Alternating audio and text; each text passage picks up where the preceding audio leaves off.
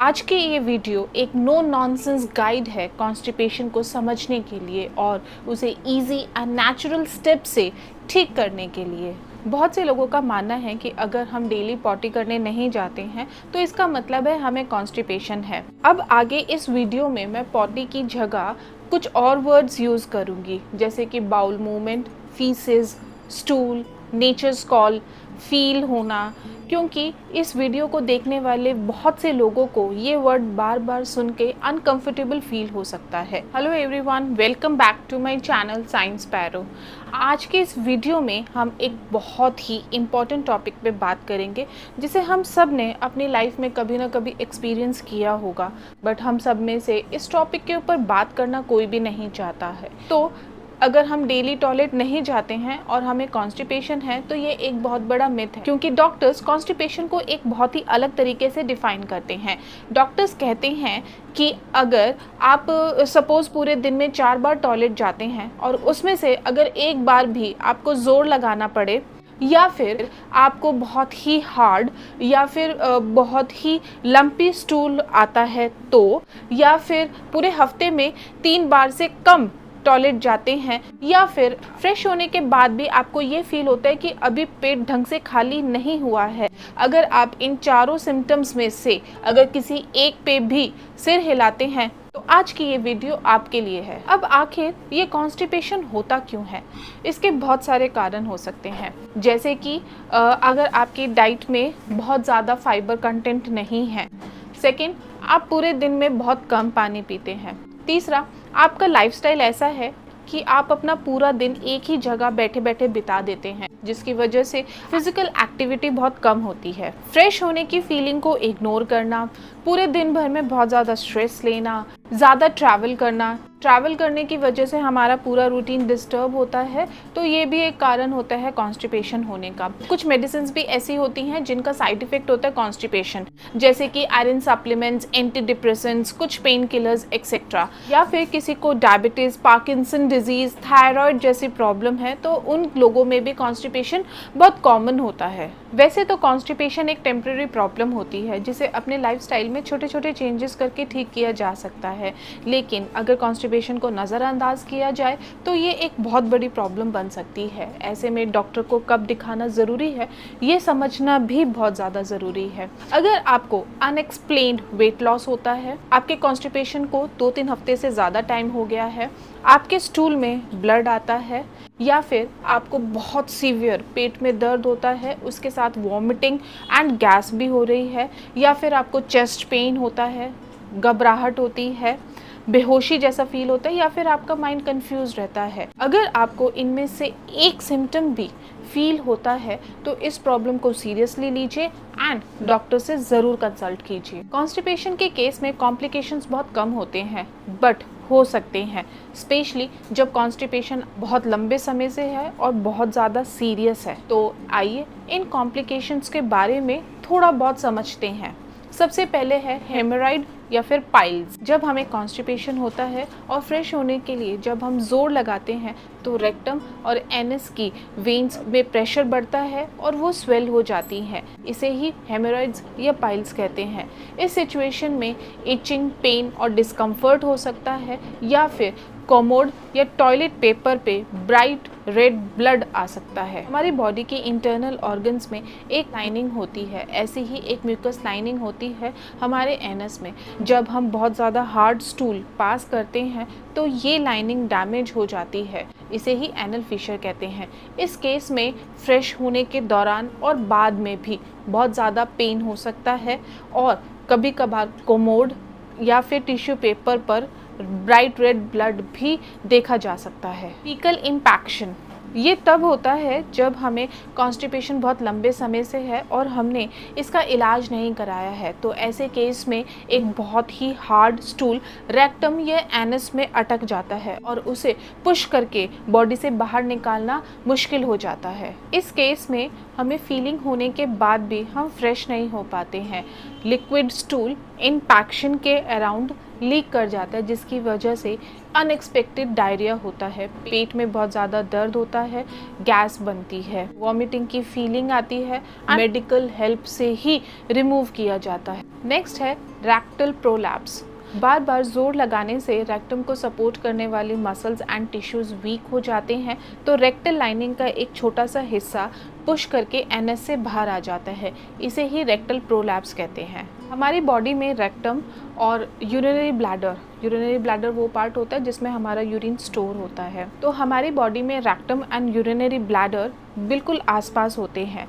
तो अगर हमें कॉन्स्टिपेशन है तो हमारा रेक्टम जो है वो भी भरा होता है, तो ये ब्लैडर के ऊपर प्रेशर डालता है, जिसकी वजह से यूरिनरी ब्लैडर को कम्प्लीटली खाली करने में डिफ़िकल्टी होती है। इसीलिए बार बार यूरिनेट की फीलिंग होती है और यूरिनरी ट्रैक में बैक्टीरियल ग्रोथ एंड इन्फेक्शन का रिस्क बढ़ जाता है। कार्डियोवास्कुलर स्ट्रेन, ये प्रॉब्लम मोस्टली बुज़ुर्गों में या फिर ऐसे लोग जिन्हें हार्ट इश्यूज़ है उनमें देखी जाती है।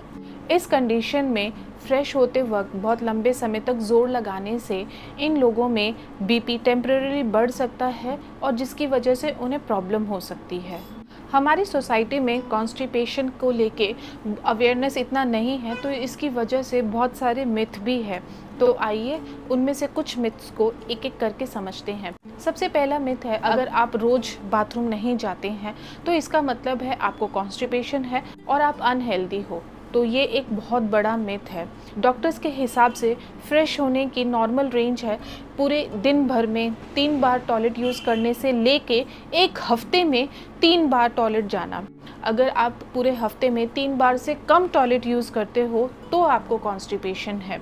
कॉन्स्टिपेशन में सबसे इम्पॉर्टेंट जो मैटर करता है वो है आपका पैटर्न। अगर आप रोज़ डेली टॉयलेट जाते हैं फ्रेश होने के लिए, बट सडनली आप ऐसा कुछ होता है कि आप 2-2, 3-3 दिन में फ्रेश होने जाते हैं, तो ये एक कॉन्स्टिपेशन की प्रॉब्लम है।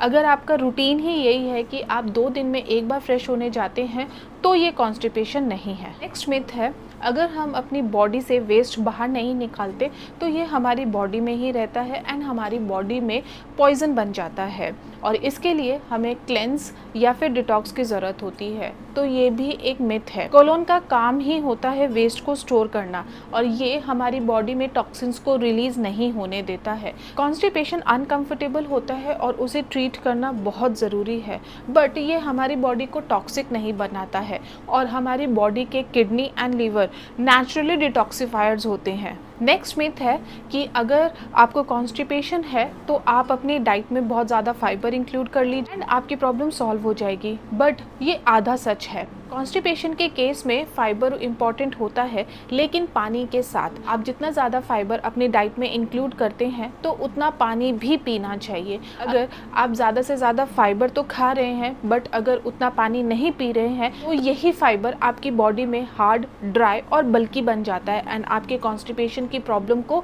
और ज़्यादा बढ़ा देता है।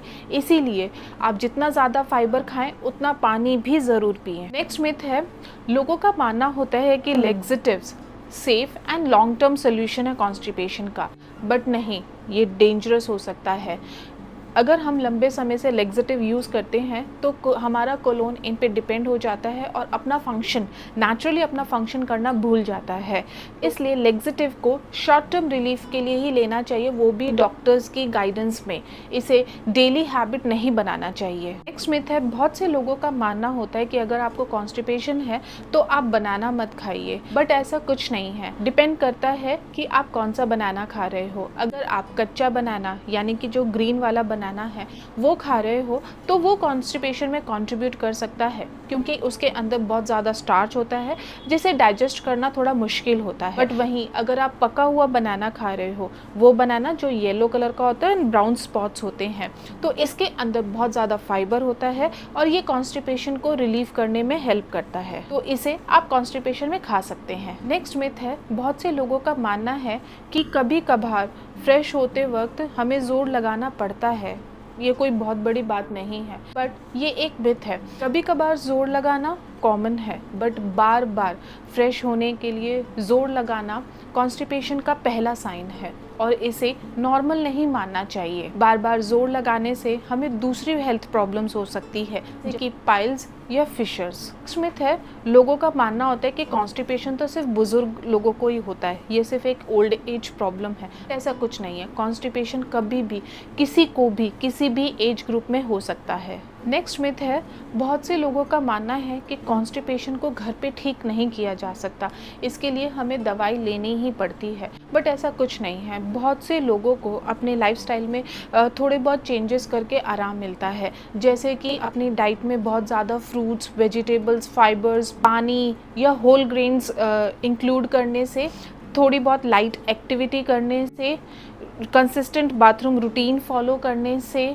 नेक्स्ट है, लोगों का मानना है कि प्रेगनेंसी में कॉन्स्टिपेशन तो होता ही है, बट ये भी एक मिथ है। प्रेगनेंसी में कॉन्स्टिपेशन होता है क्योंकि कुछ हार्मोन चेंजेस होते हैं या फिर बेबी के प्रेशर की वजह से, बट हर किसी को प्रेगनेंसी में कॉन्स्टिपेशन हो ऐसा ज़रूरी नहीं है। नेक्स्ट मिथ है, जो बहुत से लोगों का मानना है कि अगर आप बिज़ी हो तो आप फ्रेश होने की फीलिंग को इग्नोर कर सकते हैं, उससे कोई नुकसान नहीं होता है। नहीं, बिल्कुल नहीं। बेस्ट होता है जब भी आपको फीलिंग हो आप टॉयलेट जाइए, क्योंकि बॉडी वेस्ट हमारे रेक्टम में बहुत लंबे समय तक रहता है, तो हमारी बॉडी धीरे धीरे उसे वाटर एब्जॉर्ब करती रहती है, जिसकी वजह से बॉडी वेस्ट और ज़्यादा हार्ड और ड्राई हो जाता है और उसे बॉडी से बाहर निकालना उतना ही मुश्किल हो जाता है। लास्ट मिथ है, बहुत से लोगों का मानना होता है कि अगर हमें कॉन्स्टिपेशन है तो हमें फ्रूट्स एंड वेजिटेबल्स तो बिल्कुल भी नहीं खाने चाहिए। ये एक बहुत बड़ा मिथ है। फ्रूट्स एंड वेजिटेबल्स फाइबर्स के बहुत रिच सोर्सेज होते हैं, ये कॉन्स्टिपेशन में रिलीफ लाने के लिए मदद करते हैं, तो इसलिए इन्हें ज़रूर खाना चाहिए। एक बैलेंस डाइट बाउल हेल्थ को सपोर्ट करती है। कॉन्स्टिपेशन को ठीक करने के लिए हम क्या क्या कर सकते हैं? सबसे पहले दिन भर ज़्यादा से ज़्यादा पानी पीजिए, एटलीस्ट 7 से 8 गिलास पानी, या फिर इतना पानी पीजिए कि आपका जो यूरिन है वो लाइट येलो कलर का हो, क्योंकि अगर आपकी बॉडी डिहाइड्रेटेड होती है तो आपके स्टूल से आपकी बॉडी कंटिन्यूसली पानी एब्जॉर्ब करती रहती है, जिसकी वजह से आपका स्टूल बहुत ज़्यादा हार्ड एंड ड्राई हो जाता है। अगर आपको प्लेन पानी पीने में प्रॉब्लम होती है तो आप पानी के अंदर फ्रूट्स ऐड करके पी सकते हैं। अपनी डाइट में अलग अलग तरीके के fruits, vegetables, salads and whole grains include कीजिए, क्योंकि इनके अंदर फाइबर होता है जो स्टूल में बल्क ऐड करता है एंड उसे स्मूथली हमारी बॉडी से निकालने में हेल्प करता है। वैसे तो सभी फ्रूट्स एंड वेजिटेबल्स इफ़ेक्टिव होते हैं कॉन्स्टिपेशन के केस में, बट कुछ असली सुपरस्टार्स होते हैं, जैसे कि कीवी। ये एक पावर हाउस है। बहुत सी स्टडीज़ ये शो करती है कि कीवी कॉन्स्टिपेशन के रिलीफ में फैंटास्टिक है। नेक्स्ट है प्रून्स एंड पेयर्स। प्रून्स क्या होते हैं? ड्राइड प्लम्स, यानी कि सूखे आलू बुखारे के अंदर सॉर्बिटॉल होता है, तो ये भी कॉन्स्टिपेशन रिलीफ करने में बहुत हेल्प करते हैं। इसके अलावा कॉन्स्टिपेशन के केस में आप Apple, papaya, guava, pair, peaches खा सकते हैं। और फ्रूट्स के अलावा सब्जियों में लौकी, spinach, cabbage, carrot, beetroot constipation में बहुत अच्छे होते हैं। इन सभी फ्रूट्स एंड वेजिटेबल्स को एक दिन में एक साथ खाने की मत सोचिएगा। रोज़ एक एक्स्ट्रा फ्रूट्स और एक एक्स्ट्रा वेजिटेबल अपनी डाइट में इंक्लूड कीजिएगा। नेक्स्ट है कि आप कॉन्स्टिपेशन रिलीफ के लिए फ्लैक्सीड या फिर सीलियम हस्क भी ले सकते हैं। इनके अंदर बहुत ज़्यादा फाइबर्स होते हैं जो कॉन्स्टिपेशन में मदद करते हैं, बट इन्हें हमेशा ज़्यादा पानी के साथ लेना चाहिए। एक बड़े ग्लास पानी के साथ आप एक बड़ा चम्मच सीलियम हस्क या फ्लैक्सीड ले सकते हैं। इसके अलावा रात को गर्म दूध पी के सोइए तो सुबह आपको फ्रेश होने में हेल्प मिलेगी, या फिर रात को आप 5 से 6 किशमिश भिगो दीजिए पानी में एंड सुबह उसे खा लीजिए, तो इससे भी आपको मदद मिलेगी। कुछ लोगों को सुबह 1 कप कॉफ़ी बाउल मूवमेंट को स्टिमुलेट करने में हेल्प करती है। रोज़ 20 से 30 मिनट वॉक कीजिए। ये बहुत से लोगों के केसेस में वंडर्स करती है, क्योंकि जब आप मूव करते हैं तो आपकी इंटेस्टाइन भी मूव करती है एंड इससे आपको फ्रेश होने में हेल्प मिलती है। इसके अलावा आप योगा भी कर सकते हैं, स्पेशली पवन मुक्तासन या फिर वज्रासन। नेक्स्ट है, आपको जब भी फ्रेश होने की फीलिंग हो तो चाहे आप कितने भी बिजी हो, उस अर्ज को, उस फीलिंग को इग्नोर मत कीजिए एंड टॉयलेट यूज़ कीजिए। हमेशा कोशिश कीजिए कि आप रोज़ एक ही टाइम पे टॉयलेट यूज़ करें। कॉन्स्टिपेशन को रिलीव करने के लिए आप प्रोबायोटिक्स एंड प्रीबायोटिक्स भी खा सकते हैं। ये हमारी टमी को हेल्दी बनाते हैं। प्रोबायोटिक्स के लिए आप योगर्ट, फर्मेंटेड फूड या फिर केफर खा सकते हैं। एंड प्रीबायोटिक्स के लिए आप गार्लिक, अनियन या बनाना खा सकते हैं। ये कॉन्स्टिपेशन को ठीक करने में बहुत इंपॉर्टेंट रोल प्ले करते हैं। कोशिश कीजिए कि आप खाना खाने के 15-20 मिनट बाद टॉयलेट जाएं फ्रेश होने के लिए। आई नो ये आपको वियर्ड लगेगा, बट ये काम करता है, स्पेशली ब्रेकफास्ट के बाद, क्योंकि अगर आप खाने के बाद फ्रेश होने जाते हैं तो हमारी बॉडी हमारे नेचुरल रिफ्लेक्सेस को यूज़ करती है एंड फ्रेश होने में मदद करती है। एंड आप वेस्टर्न कमोड यूज़ करते हैं तो फ्रेश होने जाए तो एक फुट स्टूल ज़रूर यूज़ कीजिए, कि फुट स्टूल यूज़ करने से आपके पैर ऊपर उठते हैं और आपकी बॉडी एक बेटर स्क्वेटिंग पोजीशन में आती है, जिससे फ्रेश होने में हेल्प मिलती है। ज़्यादा मात्रा में फ्राइड, प्रोसेस्ड या जंक फूड मत खाइए, और ऐसे फूड भी अवॉइड कीजिए जो मैदा से बने हैं। अल्कोहल भी अवॉइड कीजिए, क्योंकि इसकी वजह से भी आपको कॉन्स्टिपेशन हो सकती है। अब आप सोच रहे होंगे कि क्या ये टिप्स मेरे बच्चे के लिए काम करेगी या फिर मेरे बुजुर्ग माँ बाप के लिए काम करेगी? तो जवाब है हाँ। इनमें से बहुत सारी टिप्स हर एज ग्रुप में काम करती है, बस हर एज के साथ इन टिप्स में थोड़े चेंजेस हो जाते हैं। तो आइए थोड़ा सा इन्हें भी समझते हैं। पहला एज ग्रुप है 1 साल तक के बच्चे या फिर 1 से 3 साल तक के बच्चे। हाँ जी, इन एज ग्रुप में भी कॉन्स्टिपेशन होता है। इस एज में कॉन्स्टिपेशन होने के कारण होते हैं कि उनके पूरे फूड में नए फूड आइटम्स इंक्लूड करना, जैसे कि बनाना या सीरियल, या फिर कुछ छोटे बच्चों में मिल्क प्रोटीन इंटॉलरेंस होती है जिसकी वजह से उन्हें कॉन्स्टिपेशन हो सकता है, या फिर जो हम 2 से 3 साल के बच्चे हैं उन्हें जब कोमोड यूज़ करने की ट्रेनिंग देते हैं और उन्हें अनकम्फर्टेबल फील होता है तो वो कोमोड से बचने के लिए अपनी इस फीलिंग को, फ्रेश होने की फीलिंग को कंट्रोल करते हैं, तो जिसकी वजह से उन्हें कॉन्स्टिपेशन हो सकता है। 1 साल तक के बच्चों में कॉन्स्टिपेशन ठीक करने के लिए सबसे पहले अपने पेडिट्रिशियन से कंसल्ट कीजिए। ये एक बहुत इंपॉर्टेंट स्टेप है। पानी में थोड़ा सा प्रून जूस इंक्लूड करके आप उन्हें पिला सकते हैं। तीसरा, उनके दोनों पैरों को बाइसिकल मोशन में मूव कीजिए, इससे उन्हें फ़ायदा मिलेगा। चौथा, उनको गर्म पानी से नहलाइए, उनकी मसल्स रिलैक्स होगी और उन्हें मदद मिलेगी। वहीं 1 से 3 साल तक के बच्चों में कॉन्स्टिपेशन ठीक करने के लिए उनके फूड में सबसे पहले ऐसे फूड हटाइए जिनसे कॉन्स्टिपेशन होता है, जैसे कि चीज़ या फिर कच्चा बनाना एक्सेट्रा। दूसरा, उनके पॉटी टाइम को पॉजिटिव बनाइए। कोमोड यूज़ करने के लिए ना ही तो पनिश कीजिए ना ही प्रेशराइज कीजिए, सिंपली उन्हें एजुकेट कीजिए, उन्हें अवेयर कीजिए, ताकि वो अपनी मर्जी से कोमोड को यूज़ करें। और कोमोड यूज़ करते वक्त उनके कोमोड के पास फुट स्टूल ज़रूर रखिए। दिन भर ज़्यादा से ज़्यादा पानी पीने के लिए एनकरेज कीजिए और उनकी डाइट में पी फूड्स इंक्लूड कीजिए, जैसे कि pair, peaches, plum and prunes. Next है 4 से 17 साल तक के बच्चे। 4 से 17 साल तक के बच्चों में कॉन्स्टिपेशन को ठीक करने के लिए मेनली उनके लाइफस्टाइल और उनकी हैबिट्स पे ज़्यादा फोकस किया जाता है, क्योंकि इस एज ग्रुप के बच्चे ज़्यादातर स्कूल बाथरूम को अवॉइड करते हैं, क्योंकि हाइजीन और प्रिवेसी के चक्कर में। उनकी डाइट में processed food, fast food, sugary drinks बहुत ज़्यादा होते हैं, फ्रूट्स एंड वेजिटेबल्स कम होते हैं, तो ये भी एक फैक्टर होता है।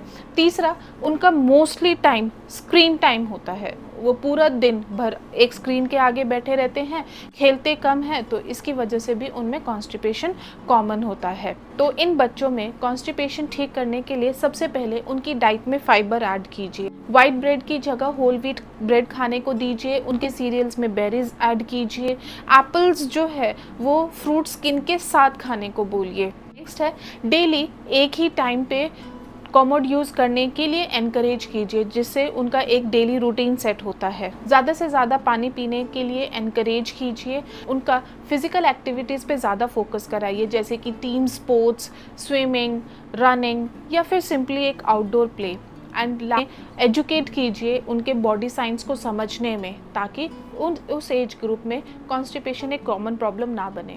अब बात करते हैं 18 से 64 इयर्स के एज ग्रुप की। इन लोगों को अपने लाइफस्टाइल फैक्टर्स पर फोकस करने की बहुत ज़्यादा ज़रूरत होती है, क्योंकि बिज़ी होने की वजह से वो अपनी कई बार फीलिंग को इग्नोर करते हैं। सेकंड है, एक ही जगह बैठे बैठे वो अपना पूरा दिन बिता देते हैं, और बहुत से लोग तो पूरे दिन भर में पानी भी बहुत कम पीते हैं। इनमें कई लोग बहुत सारी मेडिसिन यूज़ करते हैं जैसे कि pain killers, anti depressants, calciums supplements, तो ये भी कॉन्स्टिपेशन कॉज करते हैं। और कई बार प्रेगनेंसी के दौरान भी कॉन्स्टिपेशन हार्मोनल चेंज की वजह से हो सकती है। तो इस प्रॉब्लम को ठीक करने के लिए उन्हें सबसे पहले अपना टॉयलेट टाइम शेड्यूल करना चाहिए।